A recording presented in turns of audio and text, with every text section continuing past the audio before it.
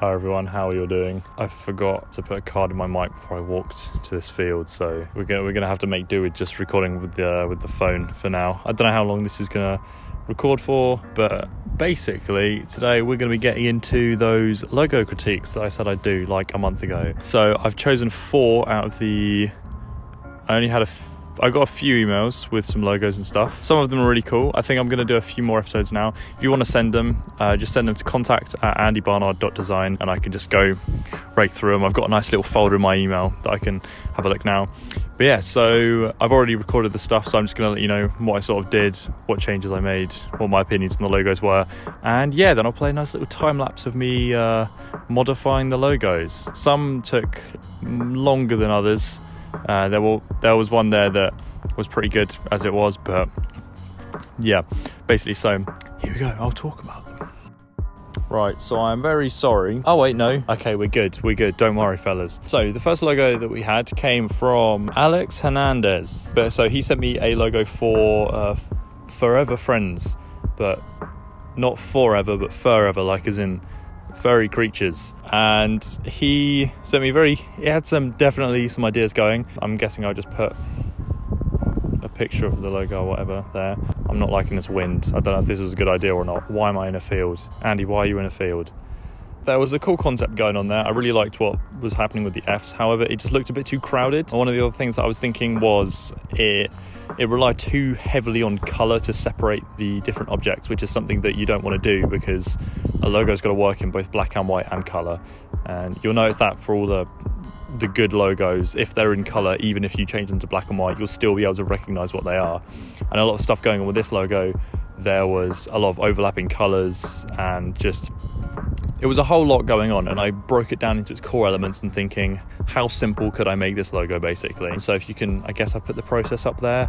I'm not entirely sure how I'm editing this. But yeah, so I started messing around with maybe trying to do some stuff with the ears, taking elements from the original logo, tried to... Is that a tree? But yeah, essentially just going in and trying to find pieces in the logo that I could expand on, basically, which is always a good idea because trying to take the main concept and just simplify it down to its basic shapes is how you get a really great logo. So I messed around with that, but then after I think I did a few attempts of that and I wasn't really sure that I was keen on what was happening, so I kind of really broke it down to the fundamentals, like what's going on in the logo and what can you really simplify it down to. And at the end of the day, it's 2 Fs mirrored, but then also a dog's head. And now the dog's head had a lot of colours in it, and it looked more like an illustration than a logo. So I just went with the dog's head, and I did a few sketches beforehand. If you can see in the process here, I don't know how far along it's got, because I'm time-lapsing it just to fit the amount that I'm talking about it. I essentially just broke it down to its core elements and made this nice little dog head symbol, which I thought looked quite nice. I don't know how far along, but I know at some point I added a little dot on the nose, which looks quite nice as well. I don't know why, but just like compliment that, especially when I add the colours to it. It looks quite cool. But yeah, I tried some tech stuff in the video. It's so long me trying to just try text stuff out, but it's just not really working out. And so by the end, I think I just spent ages trying to figure out some typing stuff, but it's just not wanting to work, which is a bit annoying, but hey ho, what can you do? If I had more time, if there was an actual client, I'd properly sit down and have a look at what text works with what. Right now I was just sort of scavenging through my stuff. But yeah, so that was the first one. Here's the finished result. There's a back-to-back to the original logo and the other one. But yeah, that's basically, we can move on to the next one now.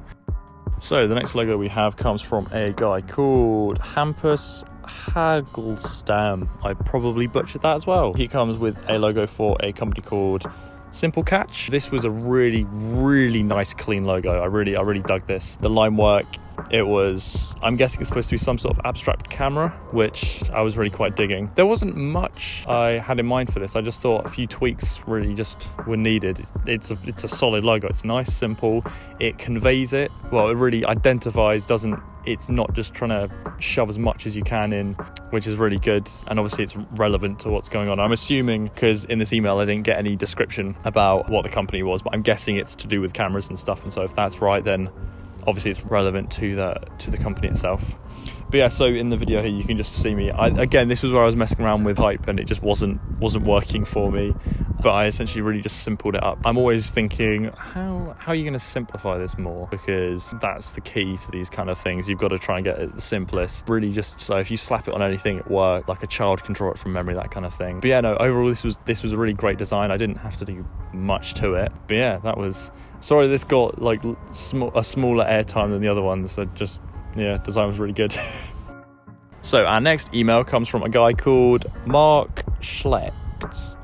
I absolutely butchered that as well. I'm not doing well. I should rehearse these beforehand. But yeah, he came to me with, I think it was a logo for his dad's business, which is Select. Oh my God. His last name, Nursery. There was, again, good concepts here. I really liked it. The concept was nice and simple. The colours, it had a nice colour palette to it. Nice greens, as you can see here. But I really liked what it was going for, but just... It was just there was way too much going on. You don't need that much detail in trees. Well, you don't really need, again, it's all about cutting back. And when you've got that much detail, you really don't need that to convey that there's a tree. So I did a bit of research online. They've got a website, so I looked. It's on a street that has like oak in the name or something like that. So I'm assuming that was an oak tree. I did a bit of research looking into the oak tree, and I had a look at oak leaves, because I thought if you just make the icon maybe like an oak leaf instead of the whole tree, that could make it really simple, which was a way that I wanted to try and go forward.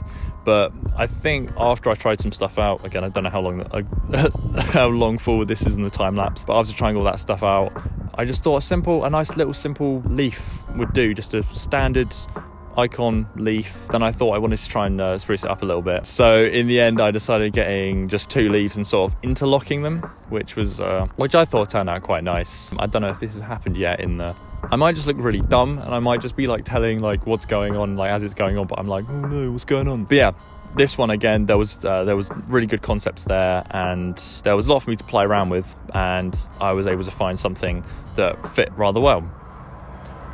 And there's another train. And for this one as well, I tried out a bit of type, which actually worked. Nexus slab, I think I used something like that. But that just really worked nicely, because the original had, I can't remember the exact name of the font. It was a serif font, and I liked how it worked, but I didn't want to quite go completely sans serif because I didn't think it fit as well. So I found just a nice slab font, this Nexus slab font, which worked actually like really well. I think this was the only one where I actually was able to add text to it, because it just kind of like, I just lucked out basically. So great job on this. Here's the finished logo next to the original one. Let me know how I'm doing with these logos down in the comments. But yeah, on to the next one. Right, step back. I might be really blurry in all this video. I'm really sorry. I'm literally the only person in the field here, and it's really hard to try and adjust the focus. So the last logo was from a guy called Tim Kepper, I believe, and he sent me a logo for Twitchy Rabbit. Now I'm guessing, I don't know, it might not be. For some reason I just thought gaming straight away, but that might just be because Twitch. But I tried to just go by the name, because there wasn't much information that I got with this. I just tried to keep it nice and simple and something that would work for a lot of things. So I tried out, I think, trying to make some things out of the ears on the bunny rabbit that was already there. I don't think it worked out as well as I could have hoped. I was looking around and I was thinking maybe I should just try a full rabbit logo possibly, because obviously Twitchy Rabbit, that's still a rabbit, so why not? We'll try that out. Don't think it worked that well, so I tried to then condense it down to basic shapes basically, which is sort of how the original logo came about. I wanted to try and keep the ears, because the ears looked very important in the original logo, and this wasn't even because it was too complicated. I just thought the logo's good enough as it is. I just thought if I could try and simplify it, make it that much better, that could be really cool. I believe the end logo ended up, I just tried out doing just these 2 arcs with these 2 circles underneath, which is essentially just a very basic sort of big ears and then the eyes. And I wanted to try and keep the tone of the eyes in the original logo there, because I thought that looked like a really big part in it. So I think that also came out pretty well. Let me know again what you think of it. I put the 2 things here, the original and the new one. But yeah, so that was pretty good. Well done. I enjoyed the logo. So I hope you guys enjoyed this video. This was actually really fun to make. I really liked just trying to do, like, it was almost like speed logos but on crack. Like I had to fully I had to fully work out what was going on. I'm so sorry for the wind. I had to fully work out what was going on, what pieces I could use. It was just a really fun process to do. So if you do have any other logos, please send them to my email that I said before in the video. I'll leave a little link in the description as well. So if you want to send some stuff over there, that would be brilliant. But yeah, thank you so much for watching. I'm sorry for the lack of uploads recently. If you'd like to see more videos like this, or just graphic design stuff in general, feel free to subscribe. If you want to like this video, do so. Tell me what you think. Do you like my hair? Let me know in the comments. Yeah. Bye.